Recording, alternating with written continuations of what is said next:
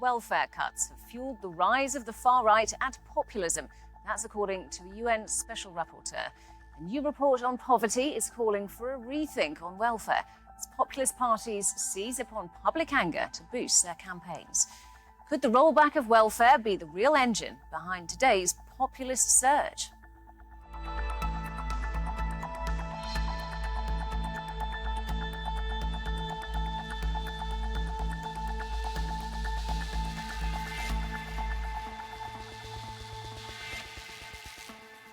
Hello and welcome to Roundtable. I'm Robyn Dwyer. Welfare cuts aren't just about budgets, they can reshape politics. According to a UN expert, years of austerity have left millions feeling abandoned, giving rise to what it describes as an extremely dangerous discourse and driving support for populist and far-right movements.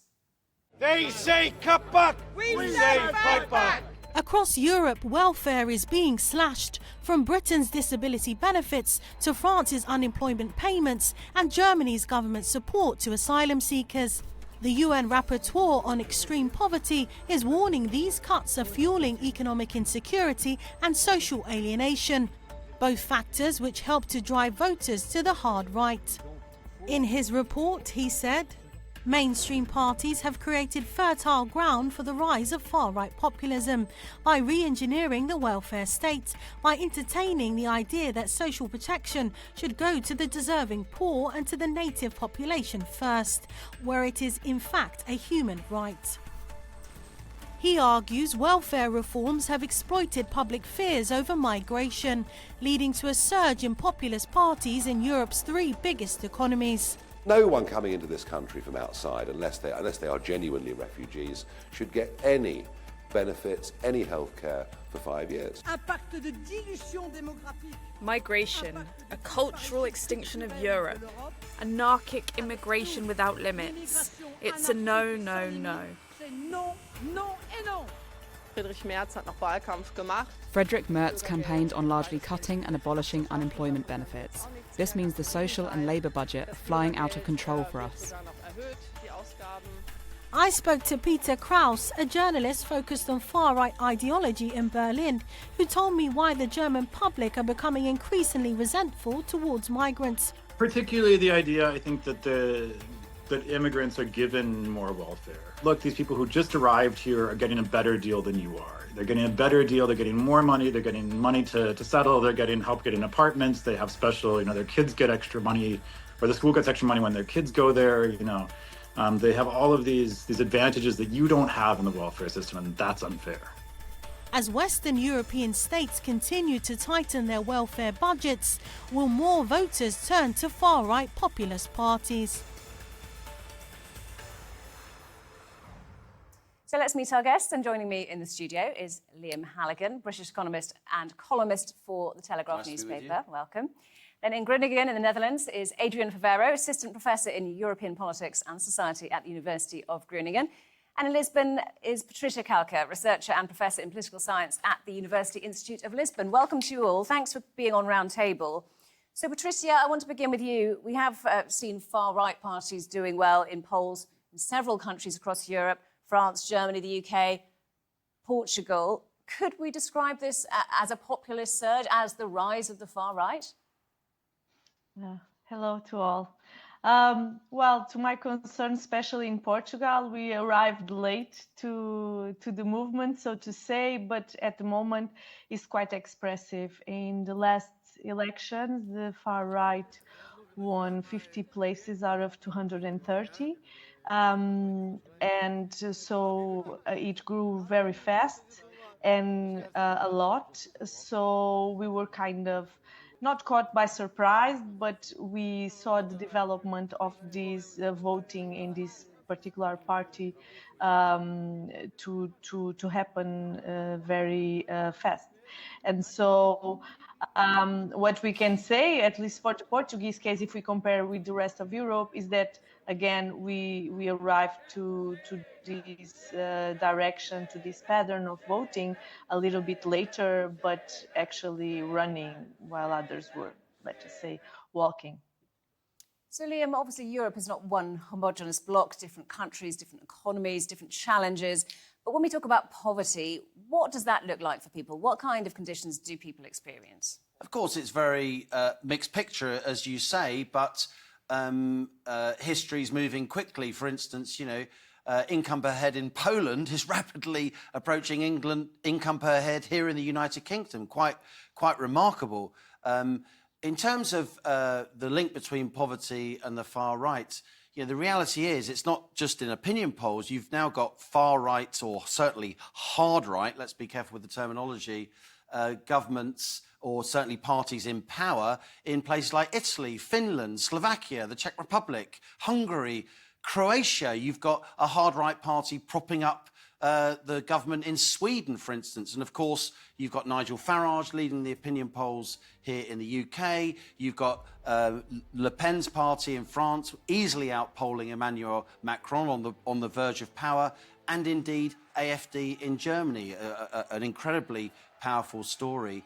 The question issue here is it poverty that's leading to the hard right? And I'd say no. I think it's difficult to discuss this for many people, but it's just a reality.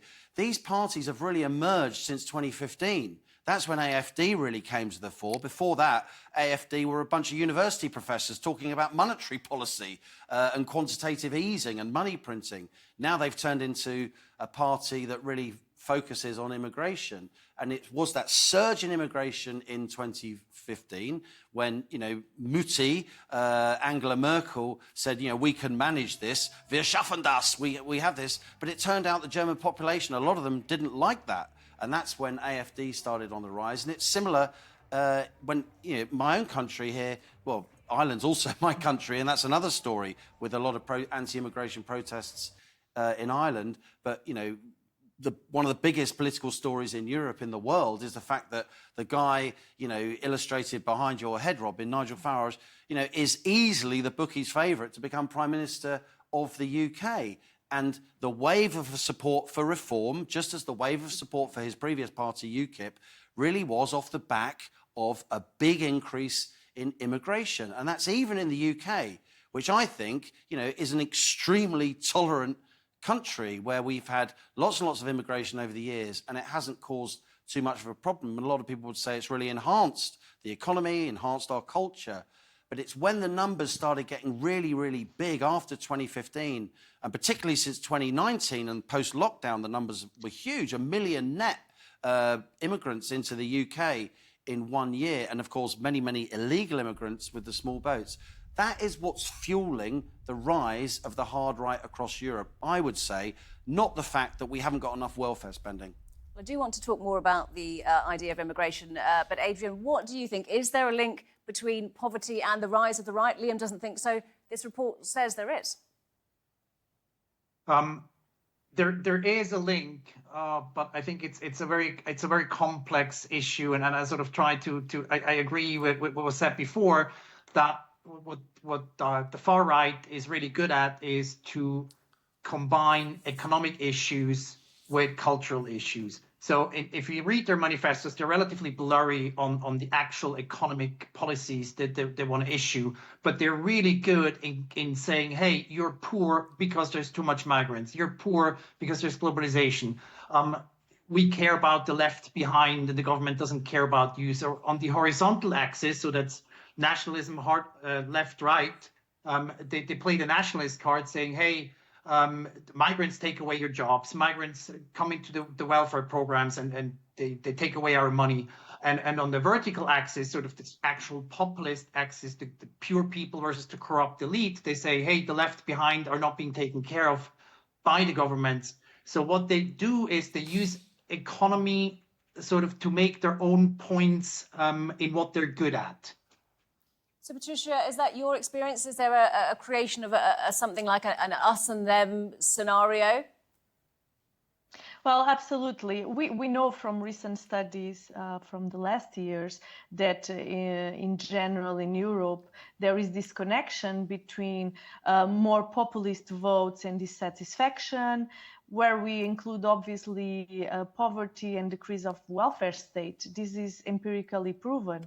The question is that exactly because every case is quite different, because the contextual aspects are relevant for this behavior in terms of voting behavior, we have to look specifically, for instance, in the Portuguese case, the populist agenda that was essentially a far right or extreme right agenda began with being against Roma citizens, and then it moved past to immigration. But this immigration is kind of a topic, is a more recent one, because we were not as impacted with the refugee crisis, for instance. And the other topic that is also underlined is the corruption topic, while that this is a major worry of the population. And this really makes us against the politicians, the elite that governs, the elite that have been governing the country since the 25th of April, since the rising of the democratic state. So this division is a typical strategy or tactic, if you prefer, of the far right in the Portuguese case, but this is visible around Europe. And obviously, the routes that made this possible are distinct. But what we see is, at least in the first wave, is that when people are not happy with their economic stance, when there is precarity, job loss, instability, are these people that first and foremost vote for the far right or the far left, because then there is differences also amongst the countries. So, Liam, you say that immigration is one of the reasons for the populist surge. Isn't that linked to poverty, though? Isn't it perhaps there's not enough to go round? People are experiencing a cost of living crisis, and that is perhaps linked to people's fears around immigration. I agree very much with Adrian. It's very complex and multifaceted. I mean, think of AfD in Germany as maybe the first out of the blocks in terms of a hard right party really punching into the mainstream, if you like. And a lot of their support came from people in East Germany, former East Germany, whose jobs were being outsourced by German companies to China. So that was very much there. You had a lot of skilled workers, families depending on those incomes, and that helped spur the support for AfD. So I'm not saying for a moment that there aren't big economic factors linked to this and welfare factors, but also immigration itself is an economic factor. Across the European Union and in the UK, there is a sense among an awful lot of ordinary people that while some immigration is good, it's good for cultural mix and so on. That's certainly the case in the UK. I think you'll agree with me, Robyn, as a fellow Brit. But there's a sense that it's the elite that wants big immigration because that means it's great for their domestic staff. It means that companies can employ people for less money. It means skilled workers can come to higher income economies like the UK, and that really knocks out the livelihood of people who are at the sharper end of the labour market. And it's also about public services as well. When you have a state health system, as we do here in the UK, and there are many, free at the point of use health systems across the European Union as well, when you have people competing for state-provided services, health, education, housing, and so on, if there's more immigration, there's just more people competing. And again, the bien-pensant, if you like, the great and the good, a lot of newspaper columnists, a lot of people, frankly, who work in television, they will have access to private provision for all those things. They don't really feel the sharp end of that.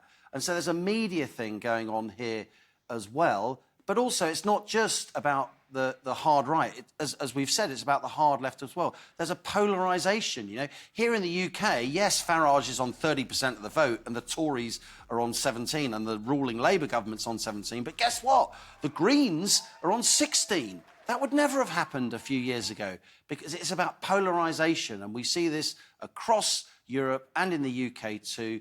We see the centrist parties really being pushed aside for both hard right and hard left. Well, I want to stay with this idea of welfare that you mentioned. And Adrian, some of the right-wing parties are actually talking about increasing welfare, which might seem slightly counterintuitive. it is a relevant thing, isn't it, in relation to poverty, more welfare. To explain how that works. Yeah, so it's relatively common that in economic terms, even far-right parties would move to the center because they try to attract a broad range of voters. So in terms of economy, they often have sort of, they sometimes lean on almost leftish ideas, such as increasing the welfare state.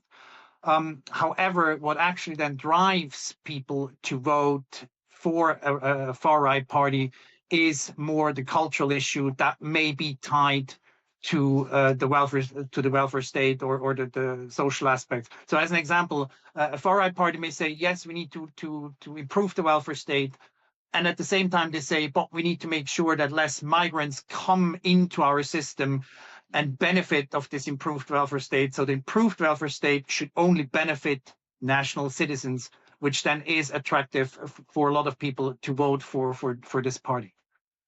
Patricia, what do you think? Is there an element of stigmatization around welfare? Some people are deserving of it in this far-right idea, and some people are not. Well, in general, the population perceives it like that, right? The thing is that we know from studies around Europe that the way people react to this attempt to stigmatization depends a lot on the type of welfare state that we have.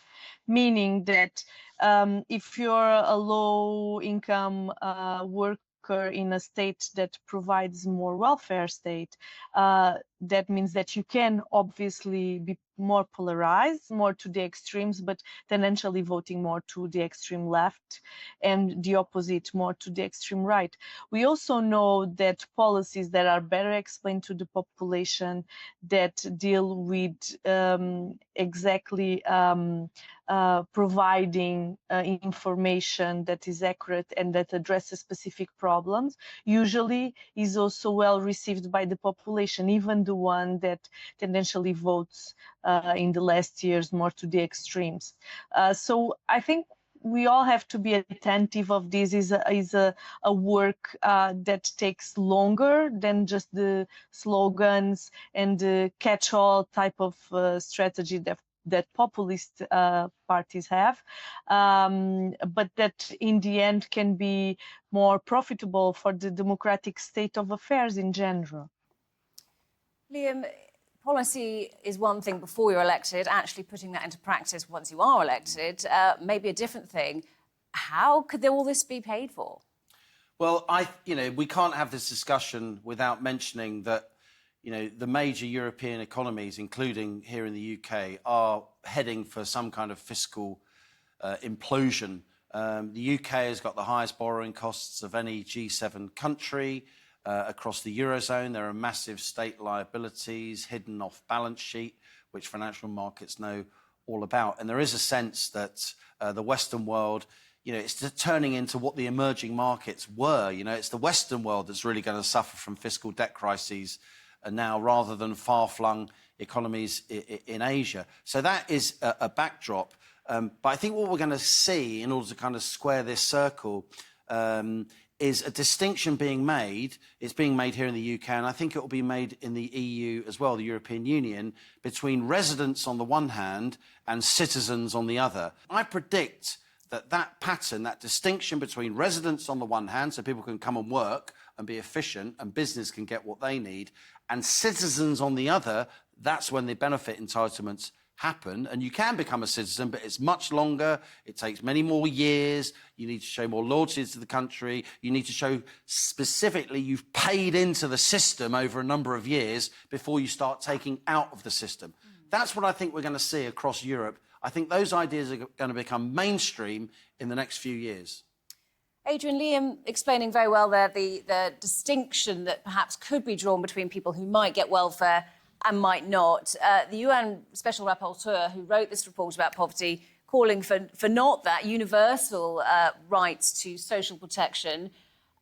Which do you see happening? And if it was welfare for everybody, how would that be paid for? I think in the article, De Schutter also mentioned that there needs to be a reframing happening on the impact of welfare and how welfare works. And I think that's an important starting point to make. I think we should sort of, if you want to go further and if you want to make this work, I think it's important that people understand how welfare works, how social services work. And one of the things that is a fact that in most countries in Europe, immigrants pay in more than they take out of social welfare service. Doesn't apply to every group, but on average, they take out less than they pay in. And I think that's something that needs to be explained. Another thing that needs to be explained is that even when people feel left behind, that they do have access to certain welfare policies, they do have access to social services, and they need to understand that. However, I also agree that it is likely that in the future, if we don't do this, if we don't start entangling economic issues with cultural issues, that we will see this two-tier system where we say citizens do have a right to certain services that residents don't have, which would be interesting to see because becoming a citizen is different in every country. So it might also then that a lot of immigrants go to the countries where it's easier to become a citizen, but that's speculation. Patricia, what do you think? Is a two-tier system a solution or part of the problem? Well, I don't know either if it's a solution or part of the problem. What I think that may happen is that depending on how ideology plays a role, that is, which type of governments we have independently on economic issues, because economics is the reality. If we don't have enough money to pay, we have to arrange solution. But this is going to be driven by ideology first and foremost, I believe. And if not, then reality knocks at our door, meaning that potentially we'll see governments that are more towards the right-wing spectrum of the scale to have this type of systems, and then maybe the others follow, or depending exactly how the impact is seen, because I'm not sure in terms of public policies and how it was said by my colleague, that it's very clear that immigrants are really spending more than they contribute. This is not clear-cut. It depends on the country. The systems are quite complex. And I think to simplify is actually to give rise to a more extremist perspective on a very complicated issue. So obviously the common citizen doesn't know exactly how these systems work, and to oversimplify it, again, putting them against us, it's not a good idea. Mainly because this then becomes more ideological, cultural, and so on, and Europe is known, at least ideally, to not have these principles like that. So we've talked about many European countries moving towards the right. You've talked about Reform, a right-wing party doing well in the polls in the UK, but actually a socialist left-leaning government was recently elected in Britain. How do you explain those countries who are perhaps diverging from what seems to be a trend? Well, I think the crux of this discussion, I think we've established, and we all agree, my fellow panellists, that it isn't just about the rise of the hard right. It's about a polarisation towards the hard left as well, because so much of the population has just become, disillusioned with the mainstream parties that have been in power for so long and become complacent. There's just a sense of despair that the main parliamentary parties in many of these countries, Labour, the Conservatives in the UK, CDU, SPD in Germany, these are parties that have basically dominated the European political landscape since the Second World War. They're big institutions. They are part of the political duopoly that we've kind of had in all these countries, and yet so many people, they're so disillusioned with the main parties. They think whoever you vote for, they make coalitions and you get the same ideas. That's in the European Union, where you have proportional representation. In the UK, where we don't. Whoever you vote for, the Tories are a bit like Labour and Labour a bit like the Tories. And yet people can't, a lot of sensible people can't bring themselves to actually vote for these more extreme parties because they think it's beneath them. I'm going to ask you the impossible question. Is it, what is the fix to this? Is it people feeling disenfranchised, perhaps a lack of social cohesion? Would that help bridge this poverty gap? I mean, fix it for us. What do we need to do? First and foremost, it is a fact. A lot of people do feel disenfranchised and they do not feel heard. And I think it's on the parties that have been described as a sort of the middle, the conservative parties, the center-left, center-right parties, to better communicate what they do, also to issue policies that really reach citizens. And I think an important part is also not to think they should copy the far left or the far right, because if they do that, people would still vote for the original. They don't like copycats. So I think the middle parties, the centrist parties, do need their own agenda that resonates with people. Adrian, thank you so much. It's a pleasure to talk to you. Thank you, Patricia. Thank you, Liam. Delighted to have you here on Roundtable. And do remember, you can see more discussion and debate on our YouTube channel. Just search for Roundtable TRT World. But for now, from me and all the team here, it's goodbye and thank you for watching.